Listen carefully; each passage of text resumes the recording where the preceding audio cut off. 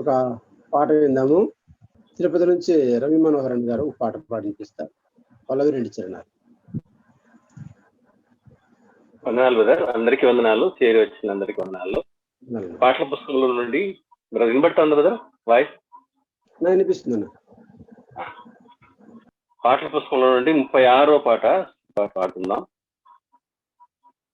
మన దేవుని ఉపకారంబులను మరువక మనమందరము స్తుతించెదము, ఘనపరచెదము, హల్లెలూయా పాడెదము. స్తుతించెదము, ఘనపరచెదము, హల్లెలూయా పాడెదము. మన దేవుని ఉపకారంబులను మన పాపంబులు బాపెను యేసుని రక్తముతో. మన పాపంబులు బాపెను యేసుని రక్తముతో. క్షమించెను మన దోషముల్ కరుణాగల మన ప్రభువు. క్షమించెను మన దోషముల్ కరుణాగల మన ప్రభువు. మన దేవుని ఉపకారంబులను మరువక మనమందరము స్తుతించెదము, ఘనపరచెదము, హల్లెలూయా పాడెదము. స్తుతించెదము, ఘనపరచెదము, హల్లెలూయా పాడెదము. మన దేవుని ఉపకారంబులను కరులలో కష్టంబులలో కనుపాపగ కాచి. కరువులలో కష్టంబులలో కనుపాపగ కాచి.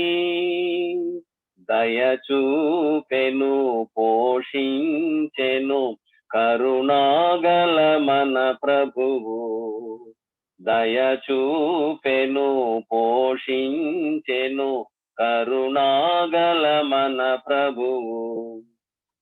మన దేవుని ఉపకారంబులను మరువక మనమందరము స్తుతించెదము, ఘనపరచెదము, హల్లెలూయా పాడెదము.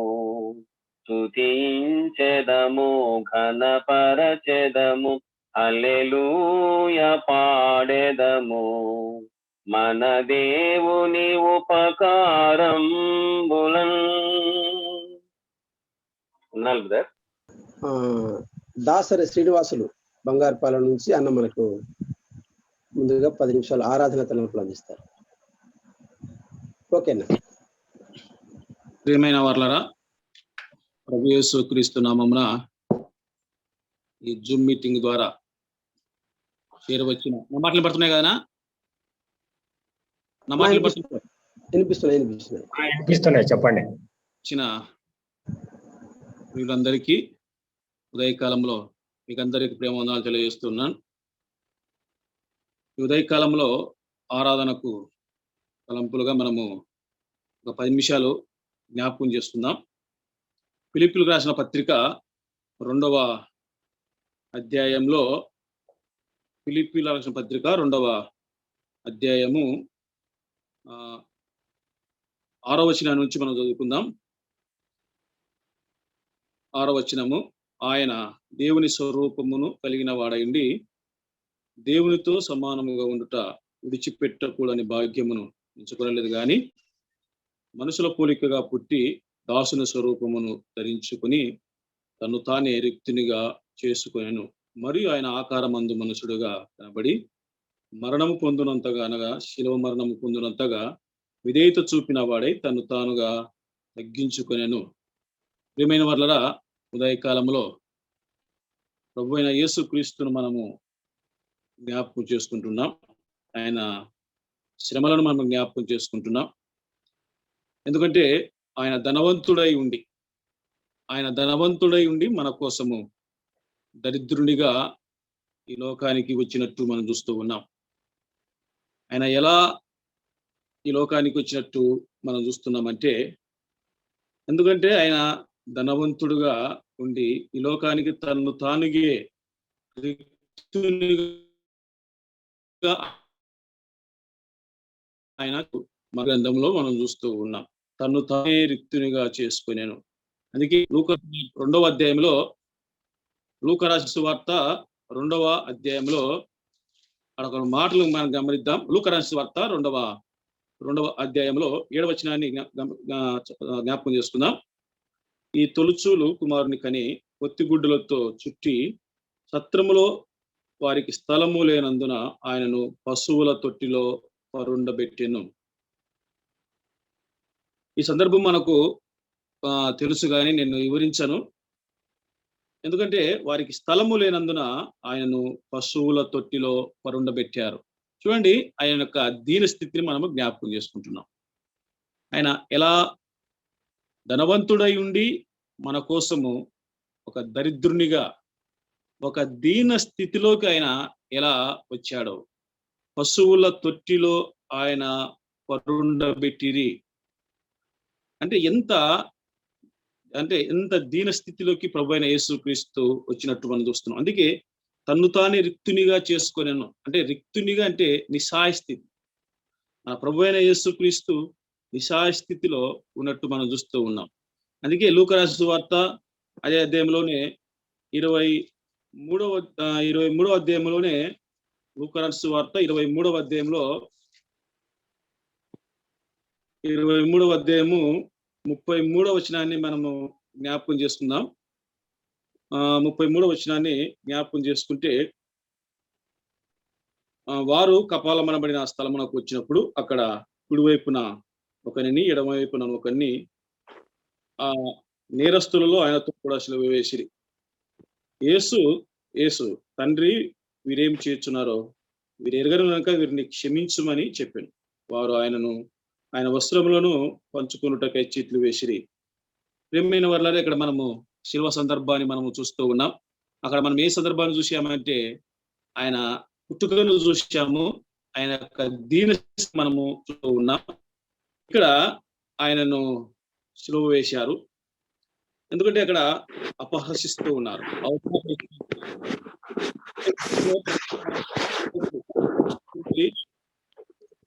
అంతేకాకుండా అక్కడ ఉన్న జనులు ఏమంటున్నారంటే, వీడు దేవుడు ఏర్పరచుకొనిన క్రీస్తు, ఆయన ఎడల తన్ను తాను రక్షించుకొని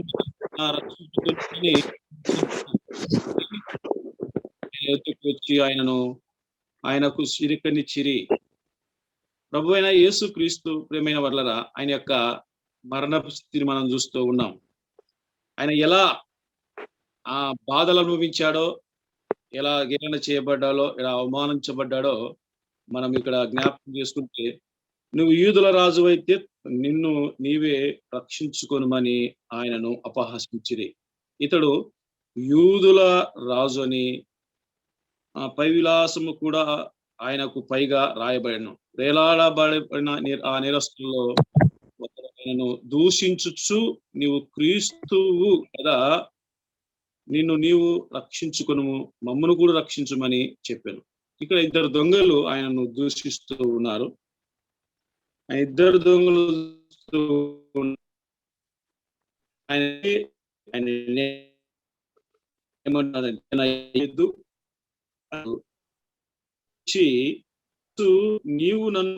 నీవు నీ రాజ్యములోనికి వచ్చినప్పుడు నన్ను జ్ఞాపకము చేసుకోమను. అందుకైనా వానితో, నేడే నీవు నాతో కూడా పరదేశంలో ఉందు అని నిత్యముగా చెప్తూ ఉన్నా. ప్రియమైన వర్లరా, ఆయన ఒక రిక్తునిగా చేసుకున్నట్టు మనం చూస్తూ ఉన్నాం. ఎందుకంటే ఆయన దాసుని స్వరూపం ధరించుకొని తన్ను తానుగే రిక్తునిగా చేసుకున్నాడు. అంతేకాకుండా ఆయన మన కోసము అవమానించబడ్డాడు. మన కోసము ఆయన తన వీపును సాలవలే దున్నబడింది, తలలో ముళ్ళ కిరీటమును, కాలు చేతుల్లో మేకులు, హృదయంలో బల్లెపోటును పొరిచారు. చివరిగా ప్రియమైన వారారా, అక్కడ మనం చూస్తే ఫిలిప్పీయులకు రాసిన పత్రిక మనం చూస్తే 2:7 వచనంలో మనం చూస్తే, మనుషుల పోలికగా పుట్టి దాసుని స్వరూపము ధరించుకొని తన్ను తానే రిక్తునిగా చేసుకొనెను, మరియు ఆయన ఆకారమందు మనుషుడుగా కనపడి మరణము పొందునంతగా, అనగా ఎటువంటి మరణం అంటే మామూలు మరణం కాదు ప్రియమైన వాళ్ళ, అది సహజ మరణం కాదు. ఎటువంటి మరణం అంటే శిలువ మరణము పొందునంతగా విధేయత చూపిన వాడై తను తానే తగ్గించుకొనేనని చూస్తున్నాం. ఎందుకంటే ఆయన విధేయత చూపాడు, తండ్రికి విధేయత చూపాడు. ఆయన ఒక్క మాట కూడా మాట్లాడలేదు. అందుకే ఒక మాట, తండ్రి వీరేం చేయుచున్నారో వీరు ఎరుగరని ఆయన మాట్లాడినట్టు మనం చూస్తూ ఉన్నాం. అందుకే ఎటువంటి మరణం పొందాడంటే శిలువ మరణం. ఆయన అవమానించబడ్డాడు, ఆయన ఈడవబడ్డాడు ప్రియమైన వాళ్ళరా. అందుకే రిక్తునిగా చేసుకున్నాడు. అంటే తన నిస్సాయ స్థితి, ఏం మాట్లాడలేదు. ఆయన చూస్తున్నాడు కానీ, అందరి వైపు చూస్తున్నాడు కానీ శిష్యులు ఆయనను వదిలిపెట్టిపోయారు. ఏం మాట్లాడలేదు, గోనులో మాట్లాడలేదు. కాబట్టి ఉదయకాలంలో ప్రభువైన యేసుక్రీస్తు ఆయన మన కోసం ఏమయ్యాడంటే ధనవంతుడై ఉండి దరిద్రునిగా మారినట్టు మనం చూస్తూ ఉన్నాం, రిక్తునిగా చేసుకున్నట్టు మనం చూస్తూ ఉన్నాం. అందుకే మనుషుల పోలికగా పుట్టి దాసుని స్వరూపమును ధరించుకొని తను తానే రిక్తునిగా చేసుకున్నట్టు ఉదయకాలంలో మనం జ్ఞాపకం. అందుకే ఉదయకాలంలో ఆయన ప్రేమను, మరణాన్ని, ఆయన శ్రమలను, ఆయన పునరుత్థానాన్ని ఉదయకాలంలో మనం జ్ఞాపకం చేసుకున్నాం. అందుకే ఉదయకాలంలో ప్రియమైన వాళ్ళరా, మనము ఈ ఉదయకాలంలో ఆయన రిక్తునిగా అంటే తను తానే రిక్తునిగా అంటే నిస్సాయ స్థితిలోకి వచ్చినట్టు జ్ఞాపకం చేసుకున్నాం. దేవుడి కొద్ది మాటలను ఈ ఆరాధన తలంపులను దీవించునుగా. చిత్తూరు జిల్లా బంగారుపాలెం నుండి 6 గంటల వరకు సెల్ కాన్ఫరెన్స్ లో చాలా సార్లు మనకు వాక్యం అందించారు. అయితే జూమ్ లో మొట్టమొదటిసారి కాబట్టి అన్న సాక్ష్యాన్ని కూడా పంచుకుంటారు. క్లుప్తంగా సాక్ష్యాన్ని పంచుకొని అలాగే వాక్యం అందిస్తారు. 6:05కి ముగించొచ్చాను, పర్లేదు. ఓకే అన్న.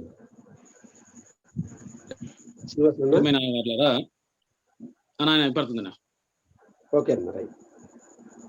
ప్రియమైన వర్లరా, ఉదయకాలంలో ప్రభు అయిన యేసుక్రీస్తు నామంలో మీకు అందరికీ ప్రేమవందనాలు తెలియజేస్తూ ఉన్నాను. మరొకసారి నా మాట స్పష్టంగా వినపడుతున్నాయి కదా? వినపడుతున్నాయి కదా? వినిపిస్తున్నాయి, చెప్పండి. నా సాక్ష్యం అంటూ పైన ఏం లేదు, కానీ ఎక్కువ మనము ఉదయ కాలంలో మనకు ఎక్కువ మనము వాక్యం వినాలని ఆశపడుతూ ఉన్నాను. అసలు నాది కర్నూలు జిల్లా సింగవరం గ్రామము. ప్రస్తుతము ఇప్పుడు నేను బంగారుపాలెంలో 2000 నుంచి ఈ ప్రజెంట్ వరకు నేను పనిచేస్తూ ఉన్నాను. ఒక ఇంటర్మీడియట్ చదువుతూ ఉన్నాడు, ఒక అబ్బాయి 8th క్లాస్ చదువుతూ ఉన్నాడు. వారి గురించి మీరు ప్రార్థన చేయాలని ప్రేమపూర్వకంగా మనవి చేస్తూ ఉన్నాను. పిల్లల భవిష్యత్తు మంచి, వారు విశ్వాసంలో బలపడటానికి ప్రార్థన జ్ఞాపకం చేసుకోండి. భార్యను మంచి ఆరోగ్యాలు మేము కూడా విశ్వాసంలో ఆత్మీయతగా జీవితంలో ముందుకు సాగి వెళ్ళడానికి ప్రార్థన చేయాలని మనవి చేస్తూ ఉన్నాను. కాబట్టి ప్రియమైన వర్లరా, ముఖ్యమైన విషయం ఏదంటే అబ్దులాపురం గ్రామం, మన కర్నూలు జిల్లా అబ్దులాపురం గ్రామం ఎలగోడు మండలంలో రేపు 13 ఒకరోజు మందిర ప్రతిష్ట, మేము చిన్న మందిరాన్ని కట్టుకున్నాము. ప్రభు సహాయం వలన, సంఘాల సహకారం వలన ఒక చిన్న మందిరాన్ని కట్టుకున్నాము. రేపు అంటే 13వ తేదీ మందిర ప్రతిష్ట జరుగుతూ ఉంది. మీరు అందరూ జ్ఞాపకం చేసుకోవాలని ప్రేమపూర్వకంగా మనవి చేస్తూ ఉన్నాను. వీలైతే కలుసుకోండి. ఒక మాట, నేను బైబిల్లో ఒక మాటను బట్టి నేను రక్షింపబడ్డాను. ఒక అధికారము నా నుండి ఇవ్వబడును, ఒక అధికారము నా నుండి తీయబడునని. ఎందుకంటే అప్పుడు పరిస్థితి సరిగా లేదు. ఆ మాటను బట్టి నేను రక్షింపబడ్డాను. ఒక అధికారము నా నుండి ఇవ్వబడును, తీయబడునని. కాబట్టి అందుకే ప్రభువు రక్షణ దేవుడు నాకు అనుగ్రహించాడు. దాన్ని బట్టి నేను ముందుకు కొనసాగుతూ ఉన్నాను, ఆ వాక్యాన్ని బట్టి. కాబట్టి ఇప్పుడు మనము వాక్యంలోకి వెళ్దాం. మొదటి కొరింథీయులకు రాసిన పత్రిక 3వ అధ్యాయం. మొదటి కొరింథీ 3వ అధ్యాయము. మొదటి కొరింథీ 3వ అధ్యాయము 14వ వచనాన్ని మనం జ్ఞాపకం చేసుకుందాం. పునాది మీద ఒకడు కట్టిన పని నిలిచిన ఎడల వాడు జీవితము పుచ్చుకొనును. ఉదయకాలంలో దేవుడి కొద్ది మాటలను దీవించి ఆశీర్వదించును గాక.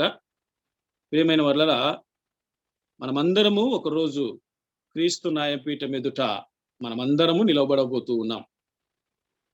ప్రతి ఒక్కరు మనము క్రీస్తు న్యాయపీఠం ఎదుట మనము మన ఫలితాలు మనకు దేవుడు ఇవ్వబోతూ ఉన్నాడు. అందుకే ఈ ఉదయకాలంలో కిరీటాల గురించి ఒక 5 కిరీటముల గురించి నేను సమయం ఉన్నంత వరకు ప్రభు చిత్తమైతే మరొక అవకాశం ఇస్తే ఈ 5 కిరీటాల గురించి వివరించాలని ఆశపడుతూ ఉన్నాను. ప్రభు ఎంతవరకు మనం వాడుకుంటాడో మనం జ్ఞాపకం చేసుకుందాం. క్రీస్తు న్యాయపీఠం ఎదుట మన యొక్క ఫలితాలు ఎలా ఉండబోతూ ఉన్నాయి, దేవుడు మనకు ఎటువంటి కిరీటాలు ఇవ్వబోతూ ఉన్నాడు, ఎలాంటి వారికి కిరీటాలు ఇవ్వబోతూ ఉన్నాడు అనేది మనము ఉదయకాలంలో మనం జ్ఞాపకం చేసుకుందాం. పునాది మీద ఒకడు కట్టిన పని నిలిచిన ఎడల వాడు జీతము పుచ్చుకొనును.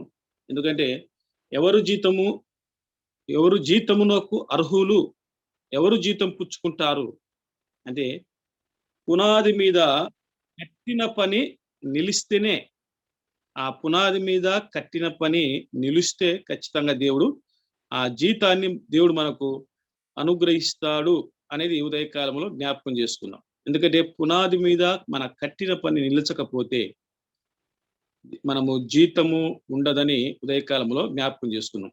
మొదటి కిరీటాన్ని నేను జ్ఞాపకం చేస్తున్నాను. మొదటి కిరీటం అదే అధ్యాయంలో 9వ అధ్యాయం. మొదటి కొరింథీ 9వ అధ్యాయంలో, మొదటి కొరింథీ 9వ అధ్యాయంలో 24వ వచనాన్ని చదువుకుందాం. పందెపు రంగమందు పరిగెత్తు వారందరూ పరిగెత్తుదురు గాని ఒక్కడే బహుమానము పొందునని మీకు తెలియదా? అటువలే మీరు బహుమానం పొందినట్లుగా పరిగెత్తుడి. మరియు పందెమందు పోరాడు ప్రతి వాడును అన్ని విషయములందు మితముగా ఉండును. వారు అక్షయమగు కిరీటమును పొందుటకును, మనమైతే క్షయమగు కిరీటమును పొందుటకును మితముగా ఉన్నాము. ప్రియమైన వాళ్ళరా, ఇక్కడ మనము ఒక కిరీటం మనం చూస్తూ ఉన్నాం. అది అక్షయ కిరీటం. ఈ అక్షయ కిరీటాన్ని ఎవరికి ఆయన ఇవ్వబోతూ ఉన్నాడు? ఈ అక్షయ కిరీటమునకు ఎవరు అర్హులు? ఎవరు అర్హులంటే, అక్షయ కిరీటం అంటే పాప స్వభావాన్ని జయించిన వారికి, పాపాన్ని జయించిన వారికి, జయ జీవితాన్ని గెలిచిన వారికి. అంటే విశ్వాసి అంటే దానికి అర్థం అంటే, విశ్వాసి దానికి అర్థము జయించే వారిని విశ్వాసులు అంటారు. అందరిని విశ్వాసులు అన్నారు. ఎవరైతే జయిస్తారో వారే విశ్వాసి. అందుకే ఉదయకాలంలో ఈ అక్షయ కిరీటాన్ని మనము జ్ఞాపకం చేసుకుంటున్నాం. పాప స్వభావాన్ని జయించిన వారికి, పాపాన్ని జయించిన వారికే ఈ అక్షయ కిరీటాన్ని ఆయన ఇవ్వబోతూ ఉన్నాడు. కాబట్టి పందెపు రంగమందు పరిగెత్తు వారందరూ పరిగెత్తుదురు గాని ఒక్కడే బహుమానము పొందునని మీకు తెలియదా? అంతేకాకుండా అయితే మీరు బహుమానం పొందినంతగా పరిగెత్తుడి, మరియు పందెమందు పోరాడు ప్రతి వాడు అన్ని విషయాలలో మితముగా ఉండాలి. అన్ని విషయాలు, మితం అంటే తక్కువగా ఉండాలి. అన్ని విషయాలు, మన మాటల్లో తక్కువ, మన చూపుల్లో తక్కువ, అన్ని విషయాలలో మనము తక్కువగా ఉంటే దేవుడు మనకు అంటే బలపరుస్తాడు. మితం అంటే తక్కువ అని మనం చూస్తూ ఉన్నాం అన్ని విషయాలలో. అందుకే ప్రతి మాటకు మనము ఏం చెప్పాలంటే లెక్క అప్పచెప్పాలి. లెక్క అప్పచెప్పాలి. ప్రతి మాటకు మనము లెక్క అప్పచెప్పాలి. కాబట్టి ఈ భూమి మీద ఉన్నంత కాలం మన మాటలు తక్కువగా ఉండాలని మనం బైబిల్ గ్రంథంలో చూస్తూ ఉన్నాం. అందుకే ప్రియమైన వర్లరా, ఈ అక్షయ కిరీటాన్ని మరొకసారి నేను జ్ఞాపకం చేస్తున్నాను. ఈ అక్షయ కిరీటమునకు ఎవరు అర్హులు అంటే పాప స్వభావాన్ని జయించిన వారికి. పాప స్వభావాన్ని జయించిన వారికి ఆయన ఈ అక్షయ కిరీటాన్ని ఇవ్వబోతూ ఉన్నాడు. కాబట్టి అందుకే యోబు పత్రిక 11వ అధ్యాయం, యోబు పత్రికలో 11వ అధ్యాయంలో ఒక మాట జ్ఞాపకం చేసుకుందాం. యోబు పత్రికలో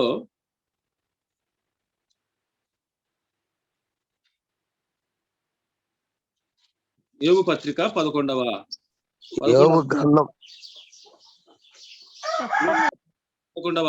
అధ్యాయము 14వ వచనం.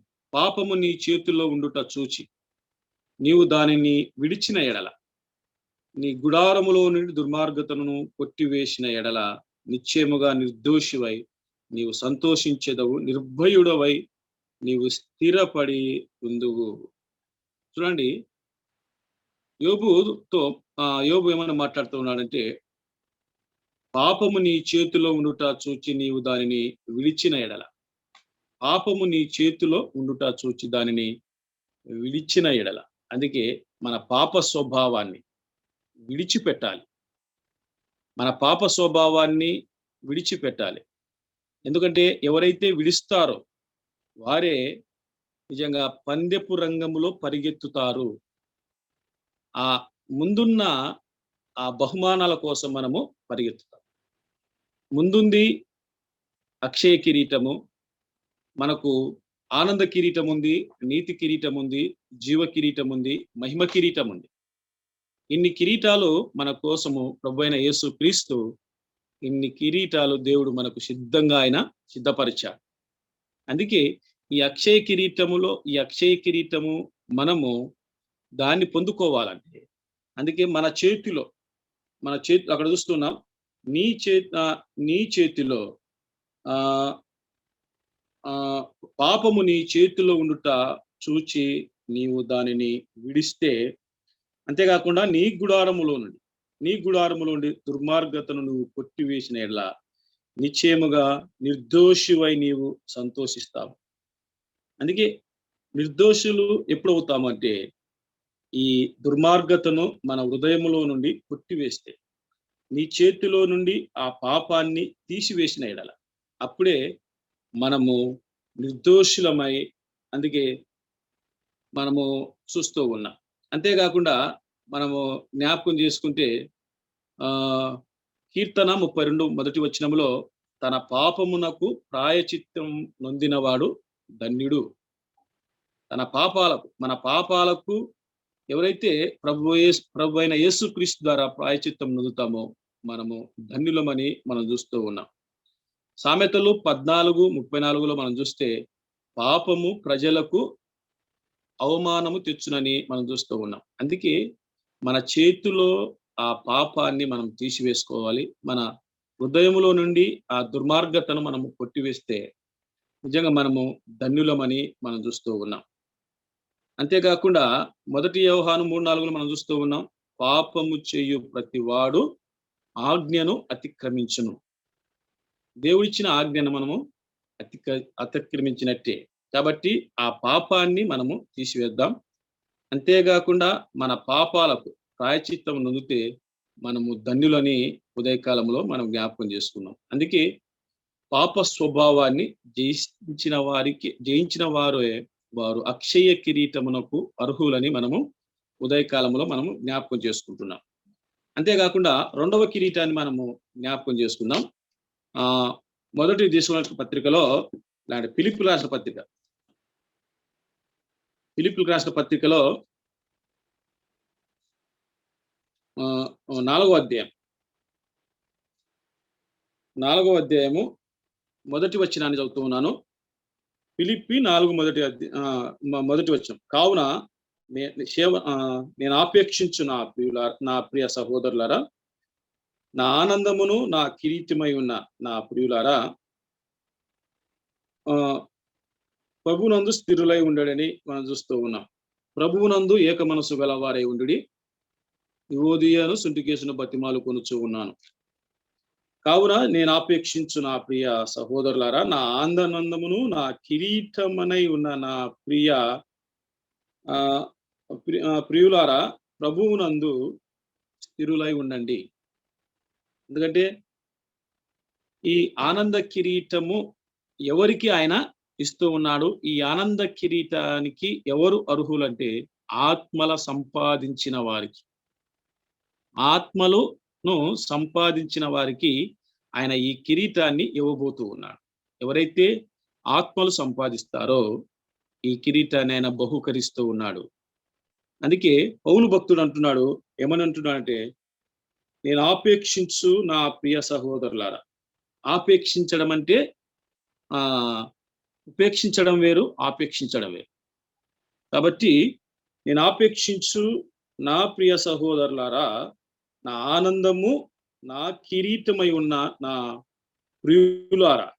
అందుకే మన కిరీటాలు ఎవరంటే, మన బహుమానాలు ఎవరంటే, నిజంగా మనము ఆత్మల కోసము ఎవరైతే పోరాడుతారో, ఆత్మలు ఎవరైతే సంపాదిస్తారో, ప్రభువునందు ఎవరైతే నిలబెడతారో వారికి ఈయన కిరీటాన్ని ఇవ్వబోతూ ఉన్నాడు. కాబట్టి ఈ అక్షయ కిరీటాన్ని దేవుడు ఎవరికి ఇస్తాడు? పాప స్వభావాన్ని జయించిన వారికి మాత్రమే. మనము ఎందుకంటే విశ్వాస జీవితమే జయ జీవితం. జయించాలి, పోరాడాలి. అంటే పందెపు రంగమందు పరిగెత్తు వారందరూ కొందరికే ఆ బహుమానము దొరుకునని మనం చూస్తూ ఉన్నాం.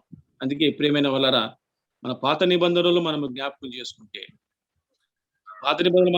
చేసుకుంటే ఎంతమంది బయలుదేరారు కానాను చేరడానికి? అంటే చాలా మంది బయలుదేరారు, లక్షల మంది బయలుదేరారు. కానీ ఎంతమంది ఆ కానాను చూశారు? ఎంతమంది ఆ కానాను చేరారంటే ఇద్దరు చేరారు. ఇద్దరు చేరినట్టు మనము చూస్తూ ఉన్నాం. చాలా మంది ఆ అరణ్యములోనే రాలిపోయారు. కాబట్టి కానాను ఎవరు చూడలేదు, ఒక ఇద్దరు మాత్రమే, కాలేబు యెహోషువలు మాత్రమే చూసినట్టు మనం చూస్తూ ఉన్నాం. కాబట్టి ఉదయకాలములో మనము దినములో ప్రియమైన వర్లరా ఈ మాటలు మనము జ్ఞాపకం చేసుకుంటున్నాం. ఈ అక్షయ కిరీటాన్ని దేవుడు ఆయన ఎవరికి అనుగ్రహిస్తున్నాడు, ఎవరికి ఎవరు పొందబోతున్నారంటే పాప స్వభావాన్ని జయించిన వారు, పాపాన్ని తన చేతిలో ఉన్నట చూచి దాన్ని విడిచిపెట్టిన దుర్మార్గతను తన హృదయంలో కొట్టివేసిన వారు, ప్రభు నిర్దోషి అని చేత వెంచబడిన వారికి ఆయన ఈ అక్షయ కిరీటాన్ని ఆయన ఇవ్వబోతూ ఉన్నాడు. అందుకే ఈ ఆనంద కిరీటాన్ని ఆయన ఎవరికి ఇవ్వబోతున్నాడంటే ఆత్మల సంపాదించిన వారి. ఆత్మలను ఎవరైతే సంపాదిస్తారో, ప్రభు యేసునందు ఎవరైతే ఆదినాన నిలబెడతారో, ఆదినాన ఉంటారో వారికి ఈ ఆనంద కిరీటాన్ని ఇవ్వబోతూ ఉన్నాడు. అందుకే కావున నేను ఆపేక్షించు నా ప్రియ సహోదరులారా, నా ఆనందమును నా కిరీటమై ఉన్న నా ప్రియులారా. మన కిరీటాలు నిజంగా సేవకుల యొక్క కిరీటాలు ఎవరంటే సంఘములున్న విశ్వాసులే. అందుకే వారిని మనము స్థిరపరచాలి. అందుకే మనం చూస్తున్నాం, ప్రభువునందు ఏక మనస్సు గల వారై ఉండుడని యోదికయు సుంటికేసును బతిమాలు కొనుచున్నాను. అవును, నిజమైన సహకారి ఆ స్త్రీలు క్లెమెంతుతో నా ఇతర సహకారులతో సువార్త పనిలో నాతో కూడా ప్రయాస పడిన వారు కనుక వారికి సహాయము చేయమని నిన్ను వేడుకొనుచూ ఉన్నాను. ఆ సహకారుల పేర్లు జీవ గ్రంథమందు రాయబడి ఉన్నాయి. ఎవరి పేర్లు ఆ జీవ గ్రంథములో రాయబడి ఉన్నాయంటే సహకారుల పేర్లు మాత్రమే ఆ జీవ గ్రంథంలో రాయబడి ఉన్నాయి. సహకారులు అంటే ప్రభు సేవలో సహకారులు, ఇచ్చటి సహకారులు, అన్ని విషయాలలో మనము సహకారులుగా ఉండాలని ఉదయకాలంలో మనం జ్ఞాపకం చేసుకుంటున్నాం. అందుకే నా ఇతర సహకారులతో సువార్త పనిలో నాతో కూడా ప్రయాసపడినవాడు. ప్రయాసం పరుగు పందెంలో ఏముందంటే, ఈ జీవితం అనే పరుగు పందెంలో ఒక ప్రయాసం ఉంది. ఆ ప్రయాసను మనము నిజంగా ఆ ప్రయాస పడాలి. క్రీస్తు న్యాయం పీఠం ఎదుట మన ఫలితాలు ఎలా ఉండబోతూ ఉన్నాయి అనేది మనం చూస్తూ ఉన్నాం. ఎవరు ఆ కిరీటానికి అర్హులు అనేది ఇంతవరకు మనం విన్నాం. అక్షయ కిరీటాన్ని ఎవరికి ఆయన ఇవ్వబోతున్నాడంటే, పాపాన్ని జయించిన వారికి, పాపాన్ని అసహించుకున్న వారికి, తన చేతిలో దాన్ని విడిచిపెట్టిన వారికి, తన దుర్మార్గతను కొట్టివేసిన వారికి ఆయన ఇవ్వబోతూ ఉన్నాడు. అందుకే 2వ కిరీటము మనం చూస్తూ ఉన్నాము. నా ఇతర సహకారులతో సువార్త పనిలో నాతో కూడా ప్రయాసపడిన వారు గనుక వారికి సహాయము చేయుమని నిన్ను వేడుకొనుచున్నాను. ఆ సహకారుల పేర్లు జీవ గ్రంథమందు. నిజంగా జీవ గ్రంథములో మన పేరు రాకపోతే, జీవ గ్రంథంలో మన పేర్లు లేకపోతే మనము ఎక్కడికి వెళుతామంటే ఆ నరకానికి వెళుతామని ఉదయకాలంలో మనం జ్ఞాపకం చేసుకుందాం. 3వ కిరీటాన్ని మనము జ్ఞాపకం చేసుకుందాం. అదే మొదటి తిమోతి పత్రిక 4వ అధ్యాయం. మొదటి తిమోతి పత్రిక 4వ అధ్యాయము 8వ వచనాన్ని జ్ఞాపకం చేసుకుందాం. 7వ వచనం, మంచి పోరాటము పోరాడి తిని, నా పరుగు కడముట్టించి తిని, విశ్వాసమును కాపాడుకుంటుని. ఇక మీదట నా కొరకు నీతి కిరీటం ఉంచబడి ఉన్నది. ఆ దినమందు నీతి గల న్యాయాధిపతి అయిన ప్రభువును అది నాకు మాత్రమే కాకుండా తన ప్రత్యక్షతను ఆపేక్షించు వారికి అందరికీ ఆయన అనుగ్రహించును. ఈ నీతి కిరీటాన్ని ఆయన ఎవరికి ఇవ్వబోతూ ఉన్నాడు? ఈ నీతి కిరీటానికి ఎవరు అర్హులు అంటే, క్రీస్తును ప్రేమించే వారికి, క్రీస్తు రాకడను ప్రేమించేవారు. అందుకే ఆపేక్షించు వారికి అని మనం చూస్తూ ఉన్నాం. అక్కడ ఆపేక్షించడం అంటే ఎదురు చూసేవారి, ఉపేక్షించడం అంటే తిరస్కరించేవారి. చాలా మంది క్రీస్తును తిరస్కరించేవారు చాలా మంది ఉన్నారు. క్రీస్తు కోసము ఎదురు చూసేవారు చాలా మంది ఉన్నారు. ఎప్పుడు ఆయన వస్తాడు, ఆయనతో ఎత్తబడాలి, ఆయనతో ఉండాలి అనే ఆశ పడేవారు చాలా మంది మనం చూస్తూ ఉన్నాం. అందుకే ఈ నీతి కిరీటము ఆయన ఎవరికి ఇవ్వబోతున్నాడంటే, ఆ క్రీస్తు రాకడను ప్రేమించే వారికి. అందుకే మంచి పోరాటము పోరాడి తిని, నా పరుగు కడముట్టించాను, విశ్వాసాన్ని కాపాడుకున్నాను. ఇక మీదట నా కొరకు నీతి కిరీటము ఉంచబడి ఉంది. అంతేకాకుండా ఆ దినమందు నీతి గల న్యాయాధిపతి అయిన ప్రభువైన అది నాకు మాత్రమే కాకుండా, చూడండి, నాకు మాత్రమే కాకుండా ఎవరికి ఆయన ఇస్తున్నాడంటే, తన ప్రత్యక్షతను ఆపేక్షించు వారికి ఆయన అనుగ్రహించబోతూ ఉన్నాడు. ఇంతగా మన జీవితంలో మనం ఎలా పోరాడాలంటే, ఒక మంచి పోరాటం పోరాడాలని, మన పరుగు మన శ్వాస ఉన్నంత వరకు మనము ఈ పోరాటము పోరాడాలి. మనం పరుగు కడముట్టించాలి, మన విశ్వాసాన్ని మనం కాపాడుకోవాలి. అందుకే మనం చూస్తూ ఉన్నాం, అబ్రహాము తన విశ్వాసాన్ని కాపాడుకున్నాడు. లేక పుట్టిన కుమారుణ్ణి ప్రభువు మళ్ళీ నీ కుమారుణ్ణి దహన బలి కావాలని కోరితే సంతోషముతో ఆయన సిద్ధపడి ఆయన వెళ్ళి నిజంగా తన కుమారుణ్ణి అర్పించే మూమెంట్లో నిజంగా నువ్వు దేవునికి భయపడువాడవని ఇందువలన నాకు కనబడుచు ఉన్నదని ఆడ మనం చూస్తూ ఉన్నాం. అందుకే అబ్రహాము తన విశ్వాసాన్ని కాపాడుకున్నట్టు మనం చూస్తూ ఉన్నాం. అందుకే అబ్రహాము విశ్వాసులకు తండ్రి అని మన ఉదయకాలంలో జ్ఞాపకం చేసుకుంటాం. అంతేకాకుండా యోసేపు భయంకరమైన శోధన రాగా, ఐగుప్తులో భయంకరమైన శోధన రాగా, ఆ శోధనను జయించాడు. ఒక స్త్రీ ద్వారా ఆ శోధనను జయించినట్టు మనం చూస్తూ ఉన్నాం. నేను వివరించాను కానీ ఐగుప్తులో నుంచి నిజంగా ఎన్ని శ్రమలు యోసేపు అనుభవించినట్టు మనం చూస్తూ ఉన్నాం. కాబట్టి అందుకే విశ్వాసాన్ని కాపాడుకున్నాం. షడ్రక్ మెషక్ అబేద్నెగోలు తన విశ్వాసాన్ని కాపాడుకున్నారు. రాజా, ఈ బొమ్మకు మొక్కం గాని మేము అగ్నిగుండానికి వెళుతాము, ఈ అగ్నిగుండంలో అయినా పడుతాము అని వాళ్ళు సిద్ధపడినట్టు మనం చూస్తూ ఉన్నాం. అందుకే ప్రభు అయిన యేసుక్రీస్తు షడ్రక్ అబేద్నెగోలు ముగ్గురిని దేవుడు కాపాడినట్టు, ఆ అగ్నిగుండం నుండి రక్షించినట్టు మనం చూస్తున్నాం. అందుకే ఆ పరుగు పందెములో వారు ఆ పరుగు పందెాన్ని జయించారు, తన విశ్వాసాన్ని కాపాడుకున్నారు. మంచి పోరాటం పోరాడు. అబ్రహాం అయితే మంచి పోరాటం పోరాడాడు.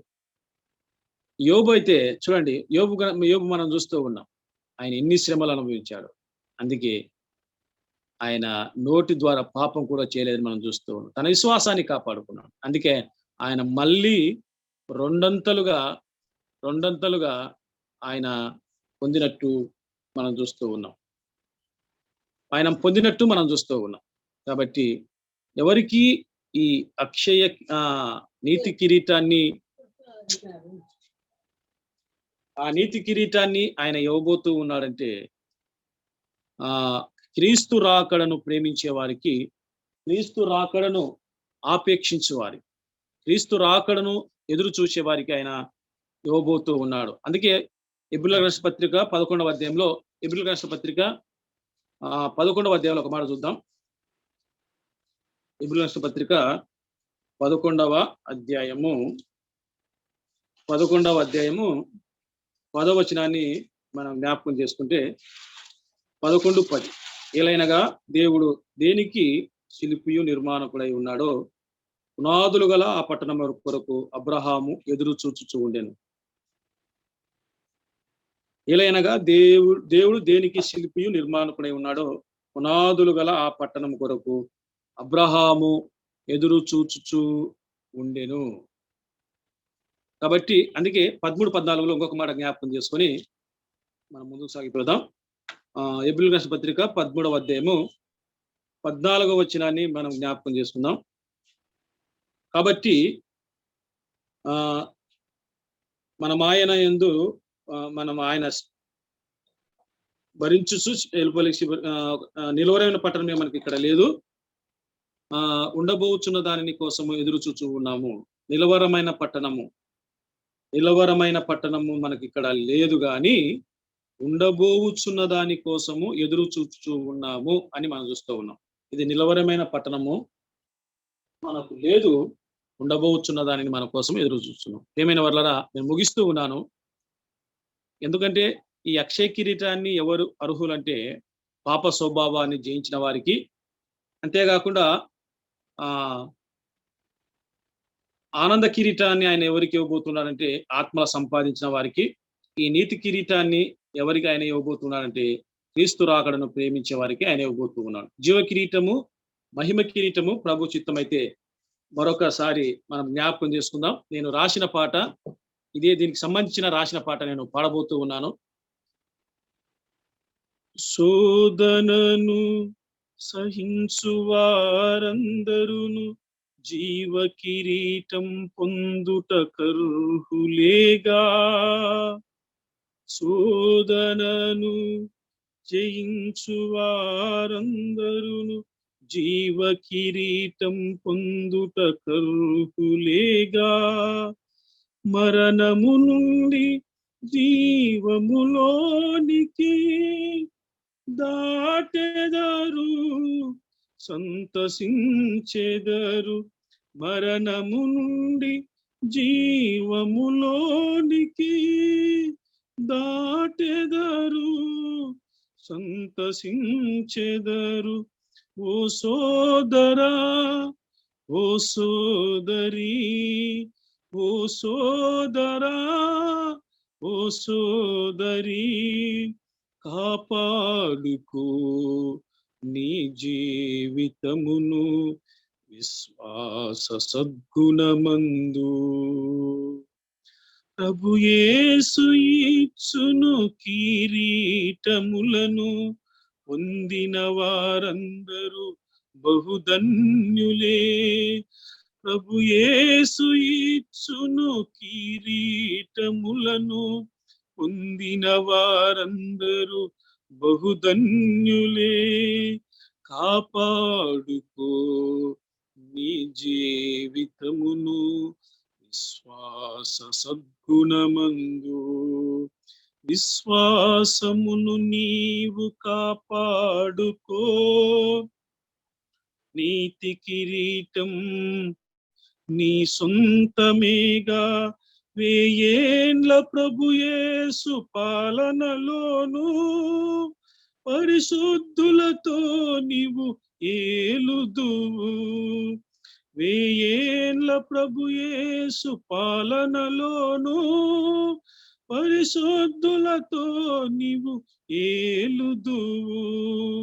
ఓ సోదరా, ఓ సోదరి, ఓ సోదరా, ఓ సోదరి, కాపాడుకో నీ జీవితమును విశ్వాస సద్గుణమందు.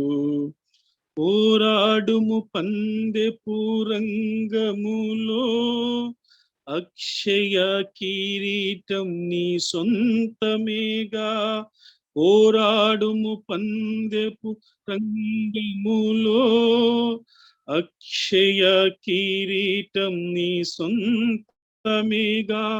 నీ జీవితానికి బహుమానమును, నిత్యమైన రక్షణకు ఫలితం బిదెగా. నీ జీవితానికి బహుమానమును, నిత్యమైన రక్షణకు ఫలితం బిదెగా. ఓ సోదరా, ఓ సోదరి, కాపాడుకో నీ జీవితమును విశ్వాస సద్గుణమందు. ప్రభు యేసు ఇచ్చును కిరీటములను, పొందిన వారందరూ బహుధన్యులే. ప్రభు యేసు ఇచ్చును కిరీటములను, పొందిన వారందరూ బహుధన్యులే. కాపాడుకో నీ జీవితమును విశ్వాస సద్గుణమందు. దేవుడు ఈ మాటలు మన మీకులో దీవించి ఆశీర్వదించును గాక. ఇంతవరకు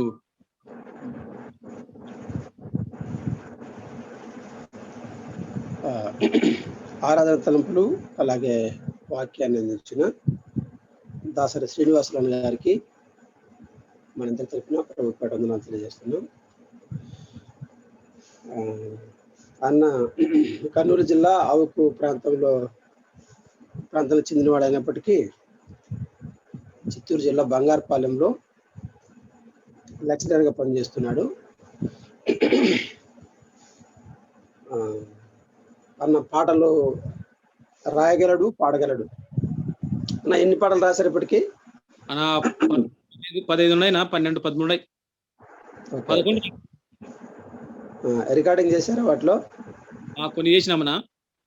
ఊహింపలేనయ్యా నా చిన్న ధోనిలో,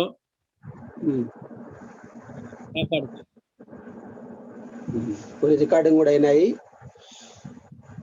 ఇంకా కొన్ని పాటలు రాయినట్లు దేవుడు మంచి జ్ఞానం ఇచ్చినట్టు మన కుటుంబం కొరకు, ఆత్మీయ జీవితం కొరకు మన ప్రార్థనలు జ్ఞాపకం చేసుకున్నాము. మందిర ప్రతిష్ట గురించి ప్రార్థన చేయండి. 12వ తారీఖు వీళ్ళ సొంత ఊర్లో ఒక మందిర ప్రతిష్ట ఉంది, దానికోసం కూడా మనం ప్రార్థన జ్ఞాపకం చేసుకుందాం. విజయవాడ నుంచి వీటీపీఎస్ నుంచి రెడ్డమ్మ గారు ప్రార్థన చేస్తారు. మిగిలిన ప్రార్థన.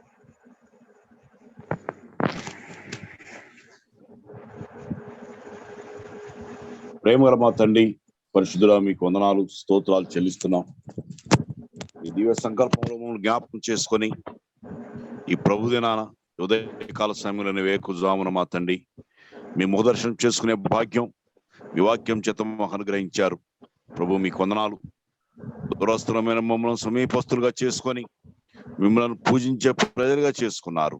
అందుకై మీకు వందనాలు.